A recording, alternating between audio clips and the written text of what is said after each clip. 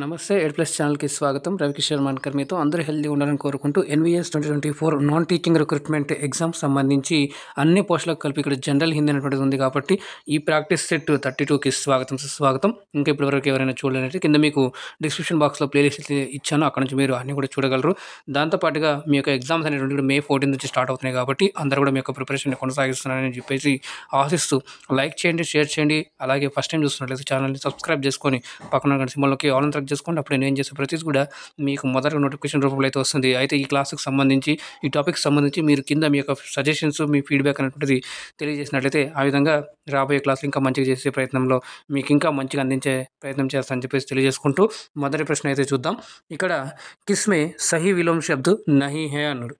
చూడండి, మనకి యాంటోనిమ్కి సంబంధించి ఇక్కడ క్వశ్చన్ అనమాట. సో ఆప్షన్ ఏ చూసుకున్నట్లయితే బంధన్ ముక్తి, ఆప్షన్ బి గౌరవ్ లాఘవ్, ఆప్షన్ సి ఆది ప్రారంభ్, ఆప్షన్ డి తిమిరు ప్రకాష్.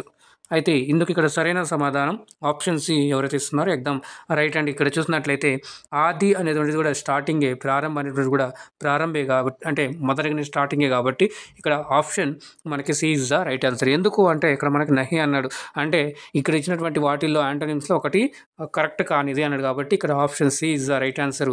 అయితే ఇందుకు ఏముండాలి అంటే కనుక ఆది అంత్ అని ఉన్నట్లయితే కనుక అది మనకి ఇక్కడ సరే అనేట్లు అనమాట. ఓకే, రెండవ ప్రశ్న చూద్దాం ఇప్పుడు. जमाई शब्द का तत्सम शब्द है. जमाई शब्द का तत्सम शब्द है जामाता, जवाई, जमाई, कोई नहीं. అయితే ఇందుకు ఇక్కడ సరైన సమాధానం మనం చూసుకున్నట్లయితే option A is the right answer అవుతుంది. జామాత లేదా జమాత్ర అని చెప్పేసి కూడా ఉంటుంది. అది ఉన్నట్లయితే కూడా మీకు ఇక్కడ కరెక్ట్ చేసుకోవాల్సిన అవసరం అయితే ఉంది. నెక్స్ట్ మూడవ ప్రశ్న చూసుకున్నట్లయితే నిమ్నలిఖిత్ మే సే సంప్రదాయ కారక్ వాక్య కౌన్సా హే. ఈ కింద ఇచ్చినటువంటి వాటిల్లో ఎటువంటి వాక్యం అయితే, అంటే ఇక్కడ సంప్రదాన కారక్ అని చెప్పి విభక్తులు చెప్పుకున్నాం కదా, అందుట్లో సంప్రదానం అంటే కోసము అని చెప్పేసి ఎక్కడైతే వస్తుందో అది అటువంటి ఒక వాక్యం ఇక్కడ ఇందుట్లో ఉంది. అది ఏది అని చెప్పి అడుగుతున్నారో ఆప్షన్ ఏ వహా ఏక్ సభా హోనే జా రహీ హై. వహా అంటే ఇక్కడ ఏమి కూడా మీకు కనిపించడం లేదు సార్, ఇక్కడ మరి ఏమీ లేదు కదంటే ఇక్కడ వహా పర్ అని అనుకోవాలంటే అక్కడ ఒక సభ జరుగుతూ ఉన్నది అని చెప్పేసి ఉంది. లడికి అబ్ అప్నే పావ్ సే చల్తీ హై. అమ్మాయి ఇప్పుడు తనంత తాను నడుస్తుంది అని చెప్పేసి వస్తుంది.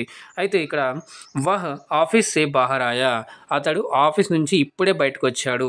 ఆప్షన్ డి రామ్ కే హిత్ లక్ష్మణ్ వన్ గయే థే. రాముని కోసము లక్ష్మణుడు అడవికి వెళ్ళారు అని చెప్పేసి ఇక్కడ కోసం అని ఎక్కడైతే వస్తుంది కేలియే, ఇక్కడ చూడండి ఇక్కడ మరి సరే సంప్రదాయ కారక అంటే కేలియే వస్తుంది కదా, మరి ఇక్కడ కే అని ఉంది కదా, అంటే ఇంకా కే హిత్ కేలియే అని కూడా ఉన్నట్టు విధంగా ఇవన్నీ కూడా మనకి ఆప్షన్ దీని కిందకి వస్తాయి కాబట్టి ఇక్కడ option D is the right answer అవుతుంది. Option D is the right answer for this question అండి. ఓకేనా, నెక్స్ట్ ప్రశ్న చూద్దాం. నాలుగవ ప్రశ్న जिस सामासिक पद में उत्तर पद प्रदान होता है तो कहलाता है. ఆప్షన్ ఏ అవ్యయీభావ సమాస్, ఆప్షన్ బి తత్పురుష సమాస్, ఆప్షన్ సి ద్విగు సమాసు, ఆప్షన్ డి బహువ్రీహి సమాసు. ఇది చాలా క్లియర్ కట్గా అయితే కొన్ని టాపిక్స్ అనేవి వస్తాయి. చాలా ఈజీ అండి. మీరు ఎలిమినేషన్ మెథడ్ యూజ్ చేసి మీరు ఈ క్వశ్చన్ని సాల్వ్ చేయొచ్చు, అలాగే ఈజీ కూడా స్కోర్ చేయొచ్చు ఇందులో. సో ఇక్కడ అవ్యయీభావ సమాస్ అనేది ఇంట్లో మీరు చూడండి, మీకు ట్రిక్ కూడా చెప్పినట్లయితే ఆ ఉంది కదా అవ్యయలో, అంటే పూర్వపద్ లేదా ప్రథమ పద్ అంటే పూర్వపద్ మొత్తం ఫస్ట్ పదము మనకి ప్రధానమైనటువంటిది ఉంటుంది. తత్పురుష సమాసు ఇందులో ఊ, ఇక్కడ ఊ ఉంది కదా, ఈ ఊ గుర్తుపెట్టుకోండి. ఉత్తర్ అంటే రెండవ పదము ఇలా గుర్తుపెట్టుకోవాలి. అంటే ఇక్కడ నెక్స్ట్ ద్విగు సమాసు, ద్విగు అంటే మనకి ఫస్ట్ నెంబర్ ఉండాలి కదా, ఫస్ట్ పదంలో నెంబర్ ఉండాలి. నెక్స్ట్ డి తీసుకుంటే బహువ్రీహి సమాసు. ఇవి రెండింటికి కాకుండా ఇంకొక మూడో అర్థాన్ని ఇచ్చేటువంటిది మనకి ఏదైతే వస్తుందో, అంటే మూడో అర్థం వైపుకి మన యొక్క ఇది సంకేతాన్ని ఇస్తుందో మనకి ఆప్షన్ బహువ్రీహి సమాస్ అనేటువంటిది అవుతుంది. అయితే ఇక్కడ ఉత్తర పదము ప్రధానమైనటువంటి పదం సమాసము ఏంటిది అని చెప్పేసి అడుగుతున్నాడు. ఇక్కడ ఉత్తర పద్ క్లియర్గా ఇచ్చాడు. సో అందుకని మనకి ఇక్కడ ఆప్షన్ ఇక్కడ B is the right answer అవుతుంది. ఏది అంటే తత్పురుష సమాస్. తత్పురుష సమాస్ అంటే ఏమిటి దాంట్లో అంటే మనకి విభక్తులు లాంటివి ఎక్కడైతే వస్తాయి అది మనకు తత్పురుష సమాస్ అనేటువంటి కిందకి వస్తాయి. ఓకేనా, నెక్స్ట్ అవధి అబ్ శబ్ద్ యుగ్మక సహీ అని చెప్పేసి ఇక్కడ సహీ అర్థ్ అని ఇక్కడ అర్థ్ సహీ వర్త్ అని పడింది. ఇక్కడ సహీ అర్థం చేసుకోవాలి అంటే కరెక్ట్ మీనింగ్ ఉన్నటువంటి సహీ యుగ్ము ఏంటిది అని చెప్పేసి ఇక్కడ అడుగుతున్నారు.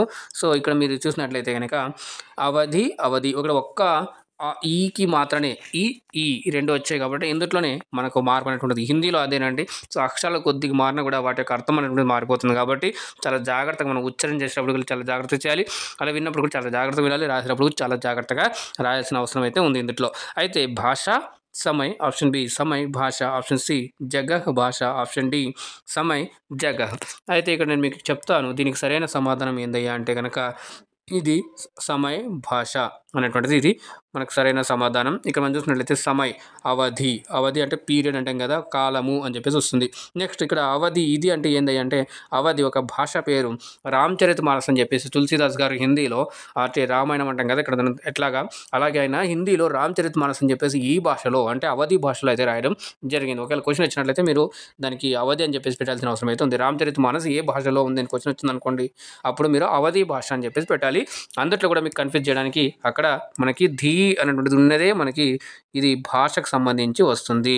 ఓకేనా, అవధి అవ ఓకేనా. ఇలాగే ధీ ఉందనుకోండి ఇది మాత్రం టైం రిలేటెడ్ అనమాట, టైంకి కాలము. ఓకే, సో నెక్స్ట్ చూద్దాం. ఇక్కడ 6వ ప్రశ్న निम्न में से कौन सा शब्द बहुवचन में प्रयुक्त नहीं होता है.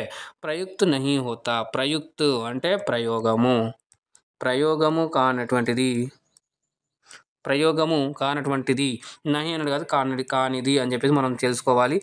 ఓకేనా. సో ఇక్కడ చూసినట్లయితే అనేక్ ఆపు దునియా తేవర్.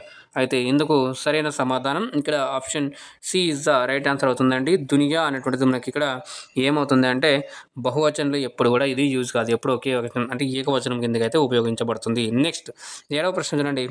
భావ్ వాచిక ప్రయోగ్ కిస్మే హువా హై. ఇక్కడ భావ్ వాచ్య అంటే ఇక్కడ వాక్యం పడింది. వాక్య అంటే వాయిసెస్, వాచ్యము అంటే వాయిసెస్ అని మనకి ఇక్కడ మీకు హిందీలో రాసేది తెలుగులో రాసేది మీకు వాచ్ అంటే ఇందులో వాచ్ అనే ఒక టాపిక్ ఉంటుంది హిందీలో గ్రామర్లో. సో అందులో మనకి 3 రకాలుగా అయితే ఉంటుంది, కర్తృ వాచ్, కరం వాచ్ ఆర్ భావ్ వాచ్ అని చెప్పేసి. అయితే మీరు ఇందులో ఒకటి ఈజీగా గుర్తు చేయబడు ఒక ట్రిక్, ఎక్కడైనా కానీ మీకు సెంటెన్స్లో నహి కనబడింది అనుకోండి, నహి కనబడినప్పుడు అది ఏమవుతుందంటే మనకి భావ్ వాచ్ కిందకి వస్తుంది. కాబట్టి ఇక్కడ ఆటోమేటిక్గా మనకి ఇక్కడ option A is the right answer అవుతుంది. ఎందుకు సార్ అంటే కనుక అది ఉస్సే ధూప్ మే చలా నహి జాతా అంటే అది ఫీలింగ్ అట్లాంటి ఎక్కువ వస్తాయి కాబట్టి మనకి ఇక్కడ option A is the right answer అవుతుంది. 8వ ప్రశ్న చూసినట్లయితే హమేషా బహువచన్ మే ప్రయుక్త శబ్ద కౌన్సా హై. ఎప్పటికీ కూడా బహువచనంలో వాడబడేటువంటి పదం ఏంటిదయ్యా కింది వాటిలో అని చెప్పి అడుగుతున్నారు. ఇక్కడ సమాచార పత్ర, తిజోరి, హస్తాక్షర్, చిడియా. అయితే ఇక్కడ దీనికి సంబంధించి మనం చూసుకున్నట్లయితే ఇక్కడ ఆప్షన్ ఇక్కడ C is the right answer అవుతుంది. హస్తాక్షర్ అనేటువంటి ఎప్పుడు కూడా మనకి బహువచనంలోనే వస్తుంది. దాంతోపాటుగా ప్రాణ్, ఆన్సు, దర్శన్ ఇవన్నీ కూడా పదాలు బహువచనంలోనే ఉపయోగపడతాయి. ఇలాంటివి కూడా చాలా చాలా చాలా ఎగ్జామ్స్ అడిగినటువంటి క్వశ్చన్లు ఇవన్నీ కూడా, ఈ పదాలన్నీ కూడా. ఓకేనా. 9వ ప్రశ్న అప్నే ముహ్ అప్నీ ప్రశంసా కర్నే వాలా కే లియే ఏక్ శబ్ద్ అంటే వర్డ్ సబ్స్టిట్యూషన్ అని చెప్పి మన ఇంగ్లీష్లో ఉంటుంది కదా, అలాగా ఒక సెంటెన్స్ కలిపి మొత్తంలో ఒక వాక్యం అనేటువంటిది ఒకటి అంటే ఆప్షన్ ఏ ఆత్మారాం, ఆప్షన్ బి ఆత్మశ్లాఘి, ఆప్షన్ సి ఆత్మరత్, ఆప్షన్ డి ఆత్మానంద్. అయితే ఇక్కడ చూసుకున్నట్లయితే ఇందుకు ఏందయ్యా సరైన సమాధానం అంటే option B is the right answer అవుతుంది. ఆత్మశ్లాఘి అనేటువంటిది ఇక్కడ సరైన సమాధానం అవుతుంది. ఏంటంటే ఇక్కడ అతని నోటి వెంటనే అతని గురించి మంచిగా చెప్పుకోవడం అన్నట్లు ఇక్కడ. ఓకేనా, సొంత డబ్బా కట్టుకోవడం అన్నట్టు ఒక మంచిగా చెప్పచ్చినట్లయితే ఒక సొంత డబ్బా కట్టుకోవడం అన్నట్టుగా. ఓకే, నెక్స్ట్ 10వ చూసుకున్నట్లయితే హిందీ దివస్ కబ్ మనాయా జాతా హై. ఇది తెలుసుకోవాల్సిన విషయము, ఎందుకంటే హిందీ టాపిక్లో ఇది బేసిక్ అండి. ఇది ఎప్పుడు జరుపుకుంటారు? 10 जनवरी को, 5 जून को, నవంబర్ 11 को, 14 सितंबर को. అయితే ఇక్కడ ఈజీ ఆన్సర్ కాబట్టి ఇక్కడ ఆప్షన్ మనకి చూడండి 14 सितंबर को అన్నట్టు ఇక్కడ సరైన సమాధానం.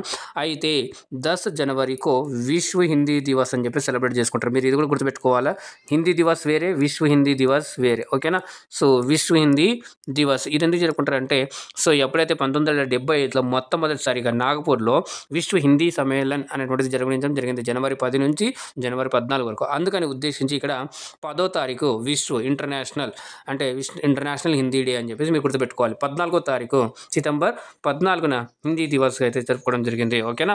సో ఇది ఇక్కడ మనం ఈరోజు మొత్తం 10 క్వశ్చన్లు అయితే చేయడం జరిగింది. అయితే ఇక్కడ ఇంకోటి చూసుకున్నట్లయితే ఆప్షన్ ఇక్కడ ఈ బి చూసుకున్నట్లయితే మరి ఎన్విరాన్మెంటల్ డే అనమాట. ఓకేనా, వరల్డ్ ఎన్విరాన్మెంటల్ డే, ప్రపంచ పర్యావరణ దినోత్సవం 5 జూన్. అయితే ఇక్కడ మనం చూసుకున్నట్లయితే ఎడ్యుకేషన్ డే, మన ఇండియాలో ఎడ్యుకేషన్ డే సో జరుపుకుంటాం. ఏ రోజు అంటే 11 నవంబర్‌కు, అంటే 11 నవంబర్‌న 11th November we are celebrate education day అన్నట్టుగా చెప్పుకుంటాం. ఎవరిది ఏంటంటే ఆయన అబుల్ కలాం గారి ఒక జయంతి రోజున మనం ఈ రోజునైతే జరుపుకోవడం జరుగుతుంది. ఓకే. సో ఈరోజు మొత్తం మనం 10 క్వెషన్లు చేసుకోవడం జరిగింది. మీకు ఎలా అనిపించింది? ఈజీ, హార్డ్, మోడరేట్, అలాగే మీ యొక్క సజెషన్స్, ఫీడ్‌బ్యాక్స్ అని కూడా తెలియజేసినట్లయితే ఆ విధంగా మీకు ఇంకా మంచిగా ప్రయత్నం అయితే చేస్తాను అందించే క్లాసులు. అలాగే లైక్ చేయండి, షేర్ చేయండి. ఫస్ట్ టైం చూస్తున్నట్లయితే ఛానల్‌ని సబ్స్క్రైబ్ చేసుకొని పక్కన గంట సింబల్ నొక్కి ఆల్ అని సెలెక్ట్ చేసుకోండి. అప్పుడు నేను ఏం చేస్తే ప్రతిది కూడా మీకు మొదటి నోటిఫికేషన్ రూపంలో అయితే వస్తుంది. అలాగే చూస్తున్న ప్రతి ఒక్కరికి, కామెంట్ చేస్తున్న ప్రతి ఒక్కరికి కూడా పేరు పేరున ధన్యవాదాలు తెలుపుకుంటూ మూవ్ ఫార్వర్డ్ పాజిటివ్ వైబ్రేషన్స్ అండి. మీరు జాగ్రత్తగా ఉండండి, సురక్షితంగా ఉండండి. మళ్ళీ రేపు ఉదయం 10 గంటలకు కలుద్దాం. అందాక ధన్యవాదాలు. జై హింద్.